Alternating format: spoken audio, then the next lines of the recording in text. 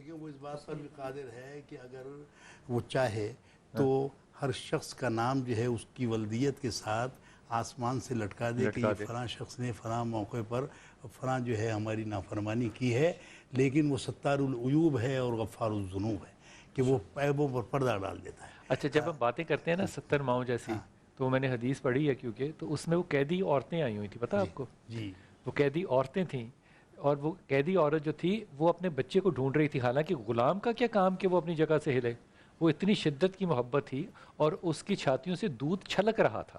تو اللہ کے رسول نے جب اس قیدی عورت کو دیکھا کہ وہ پروٹوکول کو، قیدی کے پروٹوکول کو توڑ رہی ہے، اس پہ اللہ کے رسول نے کہا تھا کہ یہ اپنے بچے کو کبھی کوئی نقصان پہنچا سکتی ہے؟ اللہ اس جیسی 70 ماؤں سے زیادہ پیار کرتا ہے۔ وہ اگزامپل بھی سامنے رکھ دیا۔ جاد بھائی، آپ بچپن میں شرارتی تھے؟ آپ نے برہم کی دیکھو یہ بات پکی، آپ یہ سحری کا ٹائم ہے، جھوٹ ووٹ کوئی نہیں بول سکتا۔ جی بالکل، یقیناً بچپنا، وہ بچپنا ہی کیا جو شرارت سے معمول تھا۔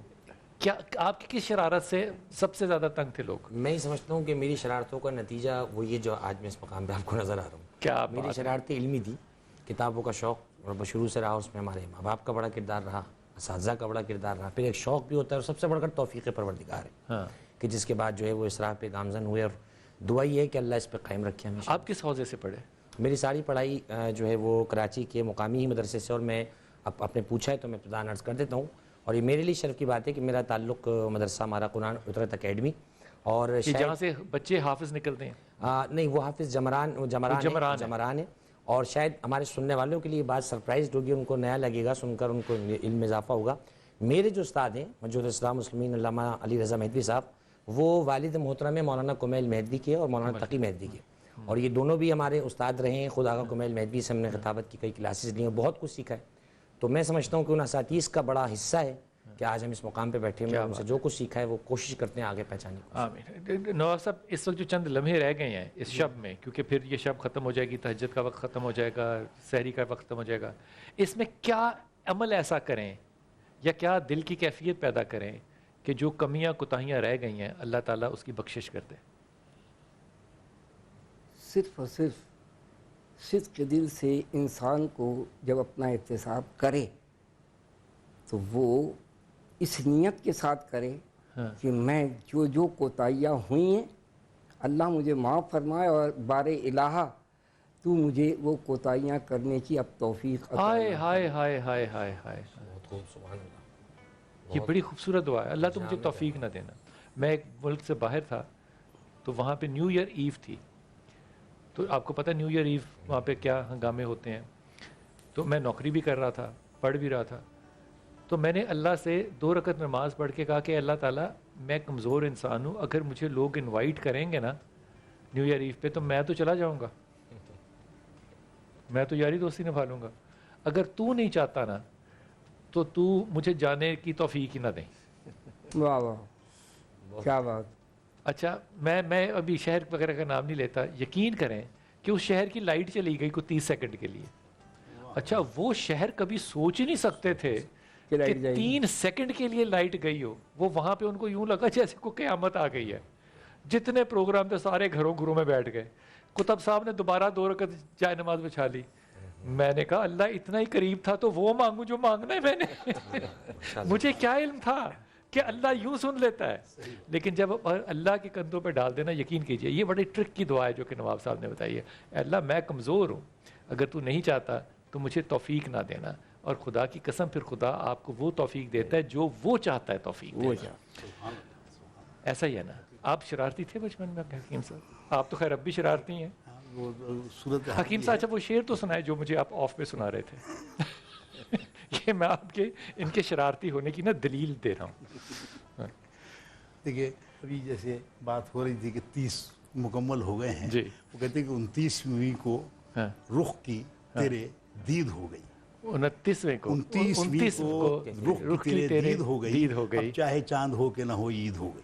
بہت بڑا پیغام ہے کمیٹی کے لیے۔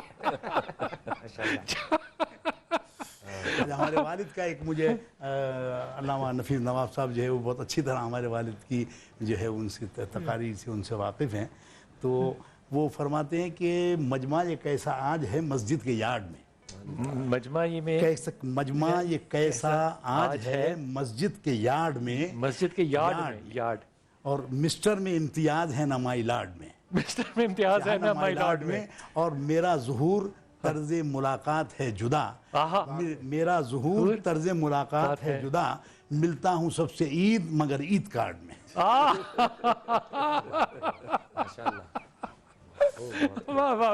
حالانکہ وہ قائد اعظم محمد علی جناح نے پہلی نماز عید الفطر جو پاکستان بننے کے 3 دن کے بعد ہو گئی تھی، یعنی 27ویں کو پاکستان آزاد ہوا ہے اور اس کے جو ہے وہ 14 اگست کے بعد 18 اگست کو جو ہے یہ عید ہوئی ہے، تو عیدگاہ بندر روڈ پہ ہمارے والد نے وہ عید کی نماز اس کی تصویریں بھی موجود ہیں ہمارے پاس، وہ میں نے آپ نے بھی دیکھی ہے۔ تو وہ نماز عید جب پڑھنے آئے قائد اعظم محمد علی جناح بہت اچھے موڈ میں تھے اور بہت خوش اور خرم نظر آ رہے تھے۔ وہ تکبیر کی بھی جو ہے ہمارے پاس تصویر موجود ہے، خطبہ ہمارے والد پڑھ رہے ہیں، قائد اعظم محمد علی جناح نیچے بیٹھے ہوئے سن رہے ہیں اس کو۔ اچھا، قائد کی یہ نماز پڑھتے ہوئے کی تصویریں بڑی کم ہیں، لیکن وہ ہیں۔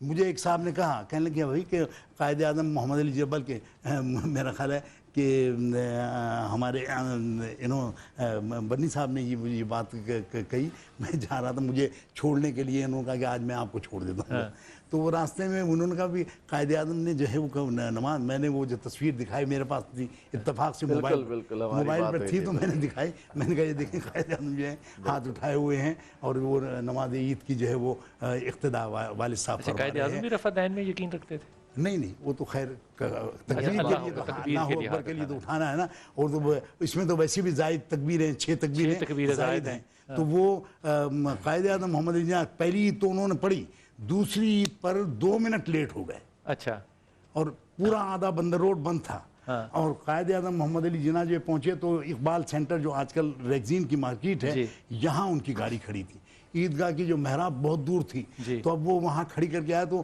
لیاقت علی خان صاحب، خواجہ عبدالرحمن سر، خواجہ ناظم الدین، یہ سارے اکابر موجود تھے، ہاتھ تک جوڑے کے ساتھ 2 منٹ رک جائیں، وہ آگے ہیں، آگے آ جائیں تو نماز پڑھوں۔ انہوں نے کہا میں قائد اعظم کی نماز نہیں پڑھانے آیا، میں تو خدا اعظم کی پڑھانے آیا۔ انہوں نے آ کر عیدگاہ کے گیٹ پر جانماز بچھا کر گورنر جنرل پاکستان جو ہے وہاں نماز پڑھ رہے ہیں، لیکن آ کر انہوں نے جب اپنا پیغام دیا عید کا، وہ تصویر بھی ہمارے پاس موجود ہے، تو پیغام میں انہوں نے کہا کہ بھئی میں آج علامہ ظہور الحسن درس کی اس جرأت اور ہمت پر بہت خوش ہوا ہوں، میں اپنے علماء کو اتنا ہی جرأت مند دیکھنا چاہتا ہوں۔ کیا بات ہے، مجھے لگتا ہے قبول بھی وہی والی نماز ہوئی ہوگی جو انہوں نے پیچھے جوتیوں میں پڑھی۔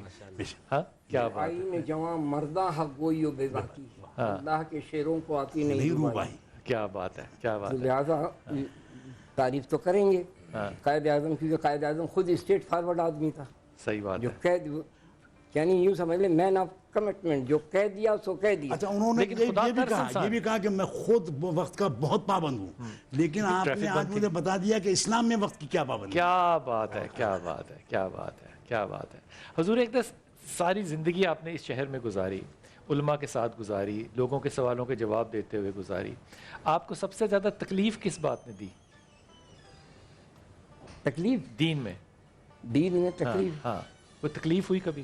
نہیں، الحمدللہ ثم الحمدللہ، ایسا مسئلہ نہیں ہے، بڑی محبت ہوئی، کیونکہ ایک بات سنیے، دنیا کا کامیاب ترین انسان وہ ہے جس کا شوق پیشہ بن جائے۔ ہاں یار، کیا بات، واہ یار کیا بات ہے، یار کیا بات ہے، یار کیا بات ہے، یار کیا بات ہے، جس کا شوق اس کا پیشہ بن جائے۔ تو اب تو اس کے مارے گا دن رات، یعنی آپ اندازہ لگا لیں بلال صاحب کہ میری جیب میں پیسے ہوں، کم ہوں، کچھ ہو، لیکن مجھ کو کوئی بہترین خوبصورت کسی رائٹر کی کتاب ہے تو میں لے لوں گا۔ کیا بات ہے، اور الحمدللہ ثم الحمدللہ، اللہ تبارک و تعالیٰ کا احسان عظیم ہے کہ اس نے اسی طرح نوازا۔ کیا بات ہے، اور اسٹیٹ فارورڈ اگر بات کرنے کی بات کریں گے تو خانہ کعبہ میں بھی کھڑے ہو کر میں نے باقاعدہ کہا مولا کریم سے کہ اگر رکھنا ہے تو عزت سے رکھ، ورنہ اس دنیا میں میرا کوئی کام نہیں۔ واہ واہ واہ واہ واہ واہ واہ واہ واہ واہ۔ اور میں جیسے چلاؤں وائف میری ساتھ ساتھ، دیکھا کیا وہ شرطے جو وہاں کے اس قدر کہہ لیجئے کہ ریجٹ ہیں، میں بدتمیز تو نہیں کہہ سکتا، اتنے ریجٹ ہیں، وہ سامنے سے آیا اور آ کے میری یوں کر کے داڑھی پکڑا اور اس کو پیار کیا اور جانے لگا. میری بیوی نے کہا یہ کیا ہوا؟